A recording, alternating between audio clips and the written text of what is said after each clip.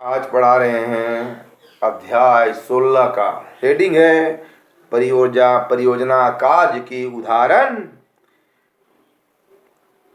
Example of project work. Example of project work है ना। क्या चीज? Project work. Example of project work. देखिए, इसमें पढ़ा चुके हैं परियोजना कार्य के प्रोजेक्ट वर्क की परिभाषा, अर्थ एवं परिभाषा। फिर पढ़ा चुके हैं परियोजना कार्य की विशेषताएं। फिर पढ़ा चुके हैं परियोजना कार्य के उद्देश्य। फिर पढ़ा चुके हैं परियोजना कार्य के चरण। जो चरण कितने होते, एजेंसी क्या होते हैं, इसको है ना आज पढ़ाए हैं। परियोजना कार्य के चरण हो गया है, वो 9 प्रकार के हैं। आज पढ़ा हेडिंग है आज का परियोजना कार्य के उदाहरण। एग्जाम में आएगा परियोजना कार्य के कौन कौन से उदाहरण हैं, क्या समझते हैं, बात समझ रहे हैं, है ना। एग्जाम्पल्स ऑफ प्रोजेक्ट वर्क, परियोजना कार्य प्रोजेक्ट वर्क आपको पढ़ाए और बताए भी हैं। कोई भी योजना बनाने के लिए हम पहले बजट बनाते हैं। कोई भी किसी की बेटी की मैरिज करता है, आप गौर कीजिए, नॉलेज वाली बात है। कोई भी काम के लिए अगर हम बजट नहीं बनाएंगे तो होगा वो काम। एक कॉमर्स का स्टूडेंट को पूछिएगा व्हाट इज बजट, बजट क्या है। इकोनॉमिक्स से पूछिएगा बजट क्या है। आप कहीं जाते हैं मैरिज के लिए, अपनी बहन का, सिस्टर का, बेटी का, आपसे पूछा जाता है आपकी मैरिज के लिए बजट क्या है, कितना का बजट है। ठेठ भाषा में आपको पढ़ा रहे हैं, समझा रहे हैं, बच्चे को समझना चाहिए कि प्रोजेक्ट वर्क हिंदी में परियोजना कार्य। एग्जाम में आता है, बच्चे लिख नहीं पाता है, बोलेगा टीचर नहीं पढ़ाता है। और एक चीज को 10 बार 20 बार बता रहे हैं, 50 बार 100 बार एक्सप्लेन कर रहे हैं। प्रोजेक्ट वर्क परियोजना कार्य क्या है, क्या समझते हैं, है ना। तो ये एक रूपरेखा, किसी भी कार्य, कोई फंक्शन के लिए एक बजट तैयार करते हैं व्यवस्थित ढंग से, इसी को हम प्रोजेक्ट वर्क करते हैं। प्रोजेक्ट बनाते हैं, वर्क करने के लिए व्यवस्थित तरीके से बनाते हैं, उसको क्या करते हैं, प्रोजेक्ट वर्क परियोजना कार्य कहते हैं। अब उद्देश्य परियोजना कार्य प्रोजेक्ट वर्क, उद्देश्य क्या है, समाज के विभिन्न वर्गों में राजनीतिक चेतना का अध्ययन करना है।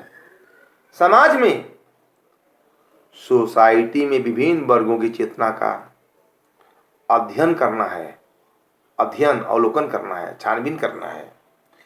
परिचयात्मक सामग्री, क्या चीज, उदाहरण के लिए परिचयात्मक सामग्री 1 नंबर हेडिंग है।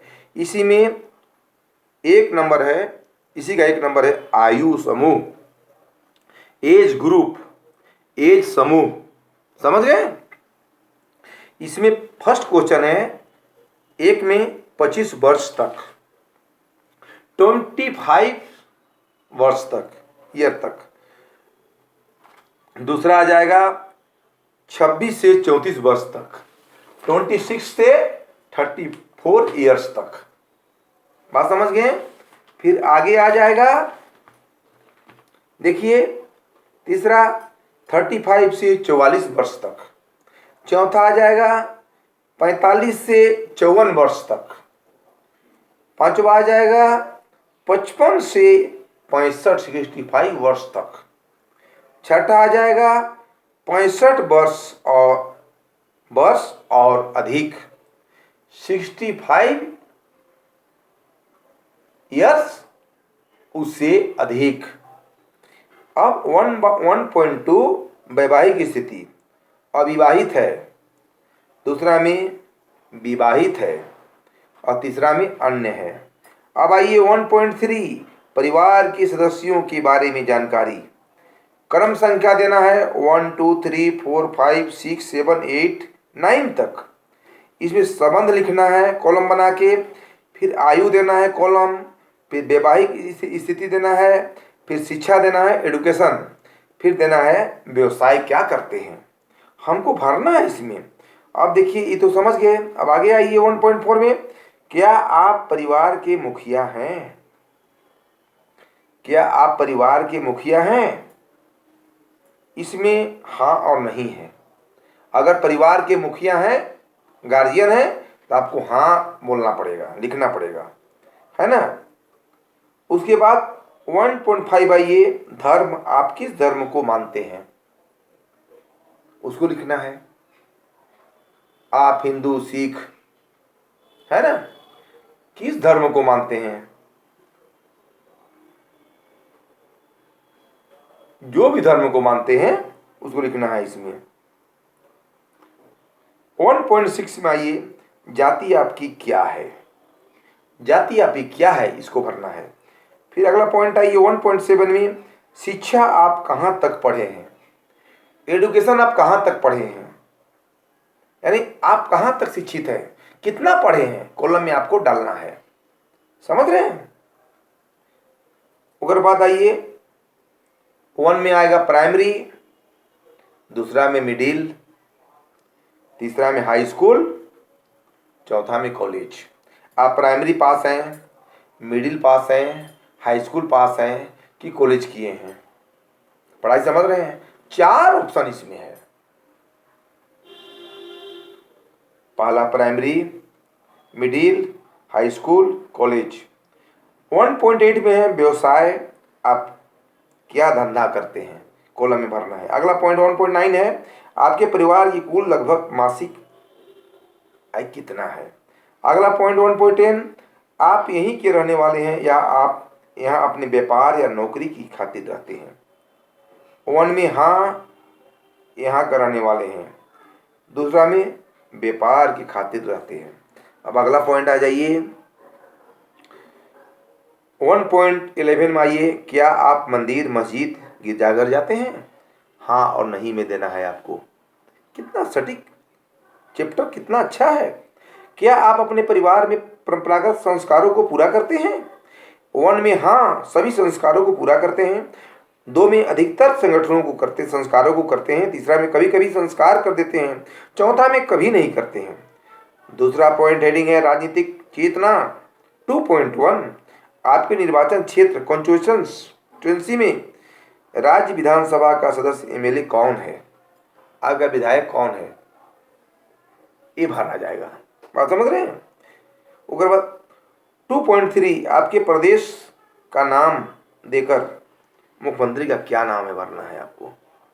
अगला पॉइंट 2.4, इन राज्यों में किस दलों की सरकार है ना, किस दल की सरकार है उसको हमको देना है।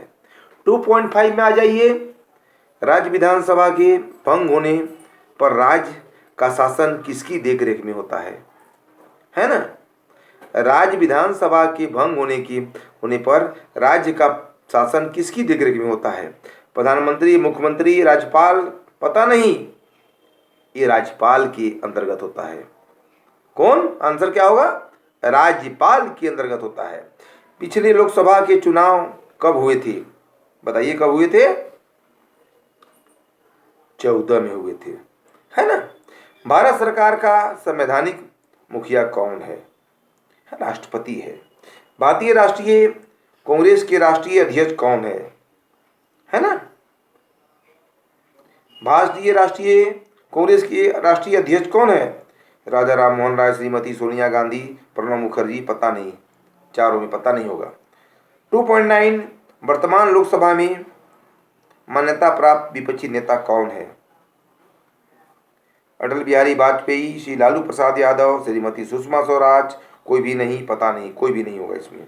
किसी भी ऐसे देश का नाम बताइए जिसके साथ हमारे देश की संबंध अच्छी हैं या अच्छे नहीं हैं, अच्छे नहीं हैं, अच्छे नहीं हैं, कुछ नहीं इसमें दिया हुआ है। 2.11 में आइए, संयुक्त राष्ट्र संघ कितना हो गया, अरे रे रे